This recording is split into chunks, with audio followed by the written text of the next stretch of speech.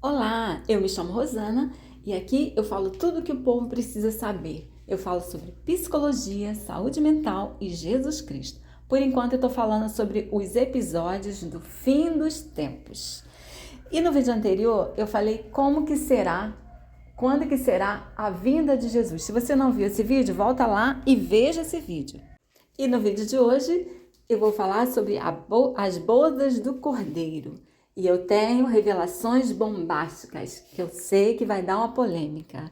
Mas eu tenho estudado e pedido discernimento a Deus.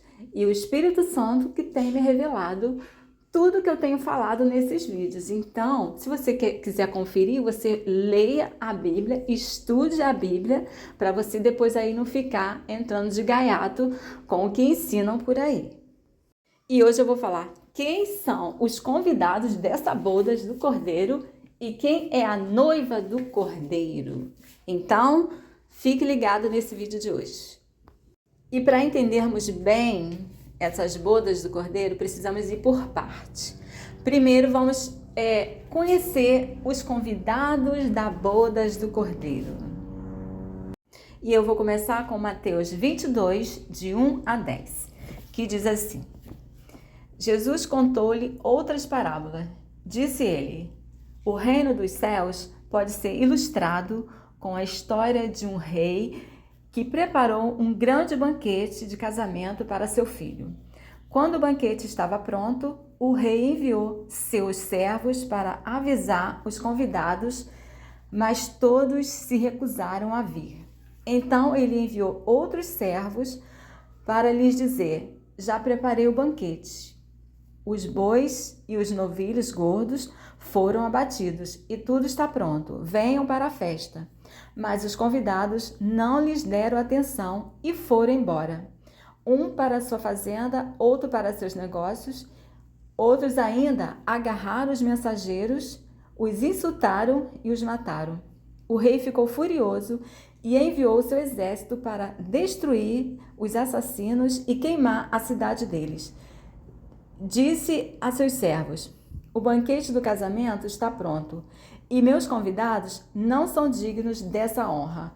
Agora saiam pelas esquinas e convidem todos que vocês encontrarem. Então os servos trouxeram todos que encontraram, tanto bons como maus, e o salão do banquete se encheu de convidados. Aqui Jesus está falando do reino, que o reino se assemelha a uma festa de bodas. Quando um pai, um homem, prepara as festas e as bodas do seu filho. E ele vem preparando há muito tempo. Ele vem preparando a noiva para seu filho. Então o dia chegou, está tudo preparado. Só falta os convidados chegarem. Ele, então, começa a chamar os convidados. Ele chama seus emissários e diz, a festa está pronta. Vão e avise os convidados. Mas como diz aqui no versículo 3, mas todos se recusaram a vir. E no versículo 4 diz, então ele enviou outros servos para lhes dizer: já preparei o banquete, tudo está pronto, venham para a festa. E no 5 diz, mas os convidados não lhes deram atenção e foram embora, um para a sua fazenda, outro para os seus negócios, ou seja, começaram a dar desculpas. E no versículo 6 diz ainda que outros agarraram os mensageiros, insultaram e os mataram. Além de não aceitarem o convite, ainda maltrataram e mataram os emissários. A notícia chegou ao rei e ele ficou profundamente irado e enviou suas tropas, e as suas tropas destruíram as cidades daqueles homens. E agora o rei muda a ordem da festa.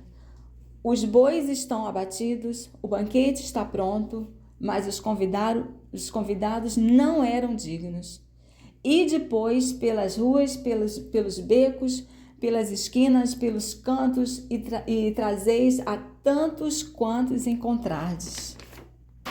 E em Mateus, eles saem e começam a forçar a todos quantos encontram. Não há nenhuma seleção. E em Lucas diz que vieram cegos, mancos, os adoecidos, gente com toda sorte de deformidade. Ele diz: chame a todos, os maus e os bons. O convite está feito para quem quiser vir. E todas as pessoas vieram. E no versículo 11 diz assim: quando o rei entrou para recebê-los, notou um homem que não estava vestido de forma apropriada para um casamento. E no 12 diz: e perguntou-lhe: amigo, como é que você se apresenta sem a roupa de casamento? O homem emudeceu, ficou sem resposta. E diz o texto que quando o dono da festa entrou, notou que tinha uma única pessoa que não estava vestida com as vestes nupciais e perguntou como ele tinha entrado lá. O texto diz que ele emudeceu, ficou sem resposta, sem argumento. Então o rei, no versículo 13 diz: então o rei disse: amarrem-lhe as mãos e os pés e lancem-no para fora, na escuridão, onde haverá choro e ranger de dentes. E no 14 diz: pois muitos são chamados, mas poucos são escolhidos. Aqui, muitos foram chamados e um único escolhido, mas escolhido para sair da festa.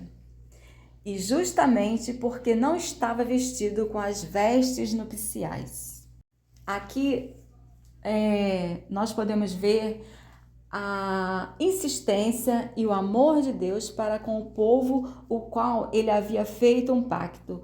O pacto que foi feito com o clangor de trombeta, nuvens escuras, tempestades, terremotos, ruídos absolutamente chocantes. Uma presença tão esmagadora de Deus que aqueles que viram e ouviram disseram a Moisés: fala tu a nós, mas não nos fale o Senhor. E ali eles fizeram um pacto de que seriam um povo de Deus.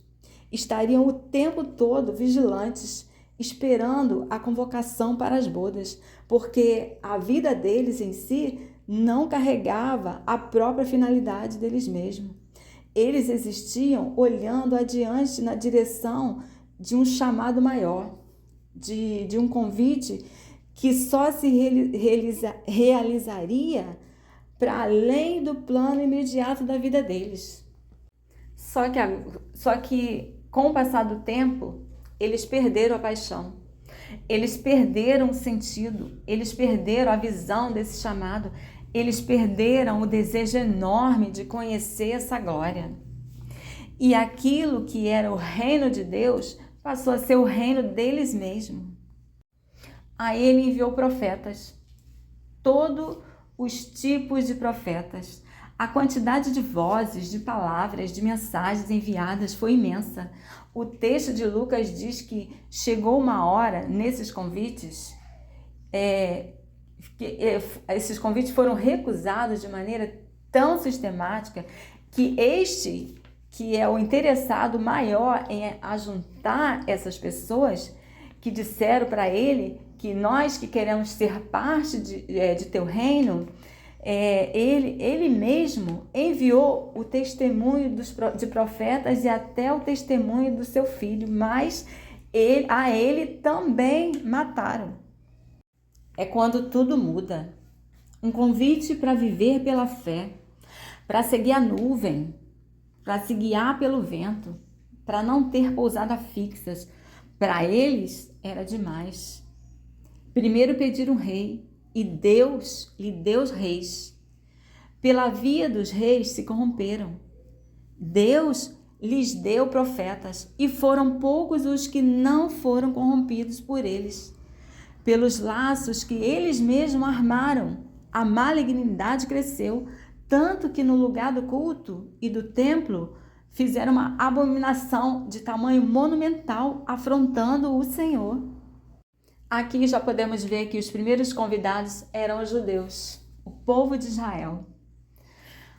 Mas aí ele diz: agora minha festa vai ficar cheia. Porque esses que eu estou convidando há alguns milênios não eram dignos do convite. Eles se sentiram importantes demais para o meu convite. E agora eu quero que vocês saiam. Vocês vão a todos os becos do mundo. Encontrem cada criatura. Anuncie essa boa nova de que há uma festa pronta, que houve um dia convidados que não se sentiam dignos do convite. Mas agora o Rei do Reino está convidando a todo homem, a toda mulher, a toda criatura, bons e maus, simples e complexos, doentes e saudáveis, quem pode ensinar e quem só tem a aprender, qualquer um, em qualquer lugar, não importa, sem condição, não importa como são vistos pelos dignos que não aceitaram o convite, não importa o que digam da população que vem para a minha festa.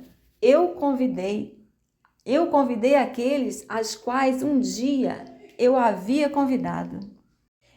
E eles tinham dito que desejariam fazer parte dessa festa, dessa ponte eterna que eu estou constituindo. Mas agora eles não têm tempo para isso. Eles se tornaram fins em si mesmo. Por isso meu convite muda. Vão aos desassistidos, chame os infelizes, conclame os que choram, os desconsolados, os Lázaros das esquinas, os angustiados, os aflitos, os publicanos, os pecadores, as meretrizes. Chame aqueles que não têm coragem de olhar para cima, porque não se sentem dignos de Deus. Esses que não conseguem se ver fora dessa chance que eu estou dando. Chame esses. Agora, os convidados são os gentios. Agora, Deus dá oportunidade para os gentios. O povo de Israel recusaram o convite. Agora, quem está sendo convidado somos nós, são os gentios. E ele falou, chame a todos, porque o reino de Deus segue, independente de quem aceitou o convite ou não. Agora, os convidados não eram dignos. Ele está convidando gente de todos os lugares, todos os tipos. Ele não está perguntando se você vem de família importante. Não quer saber se você é formado em alguma coisa, se é maestrado em alguma coisa. Ele está dizendo, venha. Agora, para entrar nessa festa, precisa vestir os trajes nupciais. Ninguém vai entrar de qualquer jeito nessa festa. É preciso mudar as vestes. E vestir vestes nupciais é não ter justiça própria. É cobrir-se com a justiça de Cristo. É ser justificado por meio de Jesus Cristo. O que diz em Apocalipse 7,14? Senhor, tu sabes, e ele disse-me, estes são os que vieram da grande tribulação e lavaram as suas vestes e as branquearam no sangue do Cordeiro. E lavaram suas vestes no sangue do Cordeiro. Está na hora de se despir da sua arrogância, da sua prepotência, dessa tua autossuficiência, desse seu egocentrismo, desse seu narcisismo. Está na hora de pedir a Deus para te dar um coração igual ao de Jesus. Para você saber o que é essa fé. Que essa que se vê por aí é outra coisa. A fé é a confiança. Está na hora de você aprender a ter a confiança de permanecer inabalável. É andar contra tudo e contra todos. E ver um exército se acampar contra ti e você não se atemorizar, porque o Senhor é contigo. Com isso, você não temerá os dias terríveis que virão. Em Apocalipse 19, de 5 a 8, diz assim: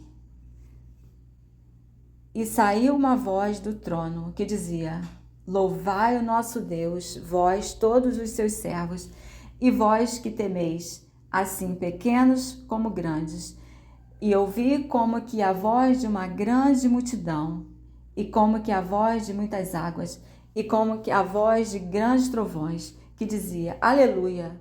Pois já o Senhor Deus Todo-Poderoso reina. Regozijemo-nos, alegremo-nos e demo-lhes glória, porque vindas são as bodas do Cordeiro, e já a sua esposa se apronta. E já a sua esposa se aprontou, e foi-lhe dado que se vestisse do linho fino, puro e resplandecente, porque o linho fino são a justiça dos santos. Agora nós vamos conhecer a noiva do Cordeiro. Aqui está falando das bodas do Cordeiro. Após o juízo sobre a Babilônia, após a queda da Babilônia, uma grande voz de multidões proclamando: Aleluia! A salvação, a honra, a glória e o poder pertence ao nosso Deus. É um louvor em celebração à justiça de Deus finalmente manifestada. Uma voz sai do trono, convocando todos os servos do Senhor, grandes e pequenos, para louvarem o nome do Senhor Deus. E eles contemplam as bodas do Cordeiro. Sua noiva se apresenta vestida de linho fino, branco e puro. Agora, quem é a noiva? Já vimos aqui que temos os convidados, que já ficamos sabendo que os primeiros convidados foram o povo de Israel, os gentios, os judeus, ou melhor dizendo, os judeus, e depois os gentios foram convidados para ir no lugar dos judeus. Os gentios foram convidados, já sabemos quem são os convidados, agora vamos ver quem é a noiva. Aqui está dizendo para todos contemplarem a vitória do Cordeiro sobre a Babilônia, a justiça do Senhor sobre a Babilônia. Agora estão vestidos com as vestes brancas para participar das bodas do Cordeiro. E a noiva já estava pronta. Em Apocalipse 21, versículo 2 diz assim: E eu, João, vi a santa cidade, a nova Jerusalém, que de Deus descia do céu, preparada como uma esposa adornada para seu marido. No versículo 7 de Apocalipse 19, diz que sua esposa já está pronta. Aqui podemos ver que a noiva é a santa cidade. Ele está só aguardando. Ela está só aguardando o esposo. É o que diz em Mateus 25, de 1 a 13. Onde está o noivo? Não aparece, porque ela já estava nas bodas, aguardando o noivo. Essas virgens não são a noiva. São dois grupos, os prudentes e os insensatos, e todos adormecem, tantos que todos adormecem. Em Apocalipse 22, versículo 17, diz assim: E o Espírito e a esposa dizem: Vem. E quem ouve, diga: Vem. E quem tem sede, venha. E quem quiser, tome de graça da água da vida. O Espírito e a noiva. O Espírito é o amigo do noivo, e a noiva é a santa cidade de Jerusalém. Em Efésios 5, de 22 a 33, ocorre uma figura de linguagem de comparação, uma símile, uma simulação, como lá está escrito, como, sendo como, não é literalmente. A comparação é simples. Como a igreja está sujeita ao Cristo por vontade própria, assim deve as mulheres cristãs aceitarem e apoiarem a autoridade de seus maridos dentro do lar. Assim como Cristo amou a igreja e se entregou por ela, os maridos cristãos devem amar suas esposas, dedicando sua vida a ela. É só isso que está dizendo lá. Só quer dizer isso, não está dizendo lá que a igreja é a noiva. E em Mateus 22, versículo 2, que diz que o reino dos céus é semelhante a um rei que celebrou as bodas de seu filho. Também está dizendo, está fazendo uma comparação. Na parábola das 10 virgens, é só você parar e pensar. 5 prudentes, ao pedirem que as insensatas comprem óleo, à meia-noite, também não raciocinaram e nem pensaram que à meia-noite todos os comércios estariam fechados. Isso não é coisa de noiva. Elas também deram um pouquinho de insensatez. Como é que um comércio vai estar aberto meia-noite? Vão lá comprar, sabendo que já essa hora já está tudo fechado. O comércio de azeite está fechado porque o dono do azeite é o Espírito Santo, que é o amigo do noivo, que já está lá na boda esperando o noivo com a noiva. Lembra em Apocalipse 22, 17? O azeite simboliza a palavra de Deus. Em Salmo 119, versículo 105, diz: lâmpada para os meus pés e a tua palavra e luz para o meu caminho. Essas são as lamparinas que Jesus ensinou que suas palavras não podem ser desperdiçadas, devem ser preservadas, mesmo na demora.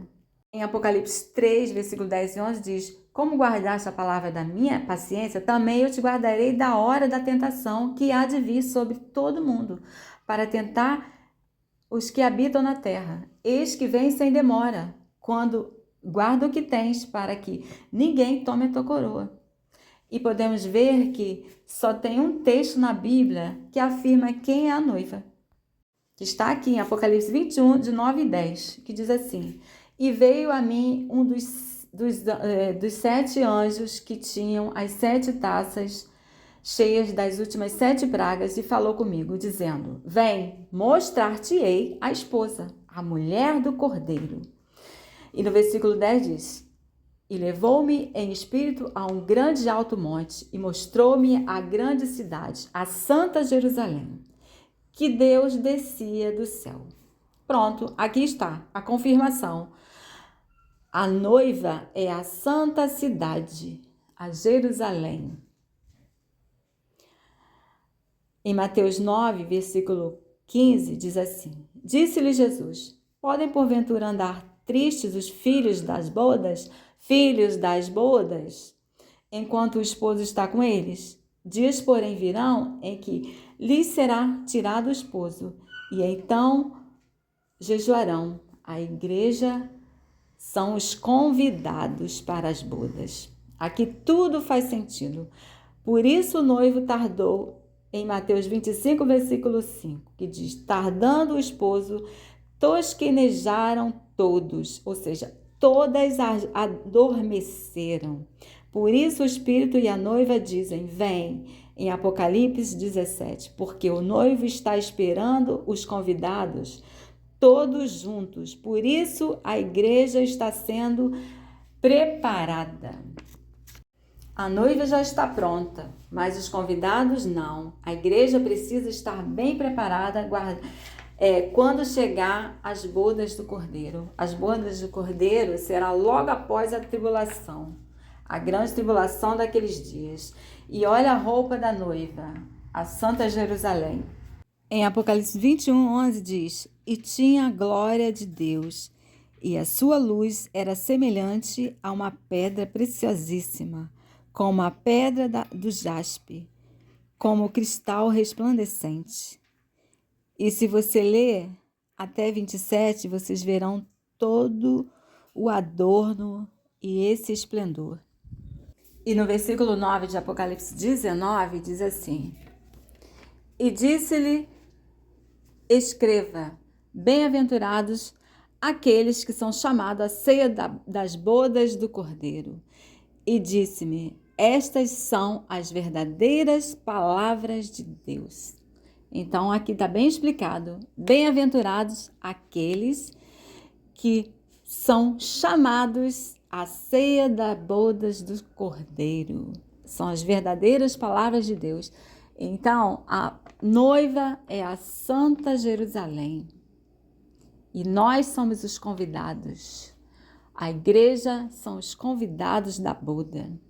E o que diz em João 3, versículo 29? Aquele que tem a esposa é o esposo, mas o amigo do esposo que lhe assiste e o ouve, alegra-se muito com a voz do esposo.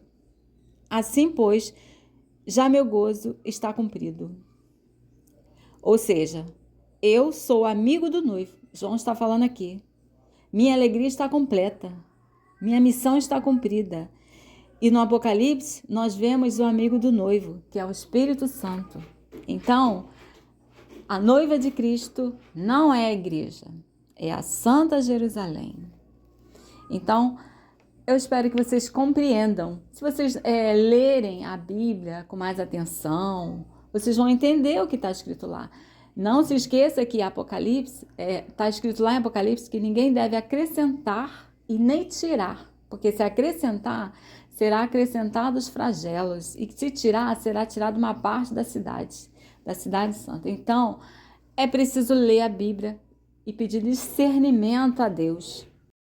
E já que eu falei aqui que a bodas é para comemorar a vitória, é o cântico de vitória, que fala da queda da Babilônia, do fim da Babilônia, é o assunto do próximo vídeo. No próximo vídeo eu vou falar sobre o fim da Babilônia. E se você gosta desse tipo de conteúdo, se inscreva no canal. Mas não se inscreva no canal porque eu estou pedindo para você se inscrever. Se inscreva se você realmente gosta desse tipo de conteúdo e se você realmente crer que Jesus é teu Salvador. Eu não pretendo ganhar dinheiro com o YouTube. Eu já tenho eu já sou bem sucedida. Eu sigo, Paulo falou, se tenho que vestir, tenho que comer, ande contente. Se contente com isso. Eu já sou contente com o que eu tenho. Eu quero somente que chegue pelo menos a todos os meus vizinhos, porque aqui os meus vizinhos não têm quem os ensine. Eles são incautos. Ninguém entende o evangelho. Eu sou como uma testemunha de Deus aqui no bairro. Então eu preciso que essa mensagem chegue até eles. Chegando até eles, para mim tá ótimo. Eu não quero que venha 1 milhão de gente para ficar depois questionando o que eu estou falando, me jogando pedra. Não, eu quero que a mensagem verdadeira do evangelho chegue a essas pessoas. Chegando até eles, para mim, já é a bênção de Deus. Já é Deus entrando ali em cada casa. Porque os líderes daqui, eles não têm conhecimento para passar. As pessoas não sabem nada. Elas estão com os olhos fechados, elas não abriram seus olhos ainda, são cegos e guiando cego. Então, eu estou fazendo a minha parte. Então, se inscreva no canal, dê um like para que o algoritmo repasse o vídeo, senão não vai chegar até eles. Então, eu preciso que vocês me ajudem. Dê um like, compartilhe, se inscreva, para que chegue a todas essas pessoas. Nem que seja somente aqui, no meu bairro. Para mim já está de bom tamanho, ok?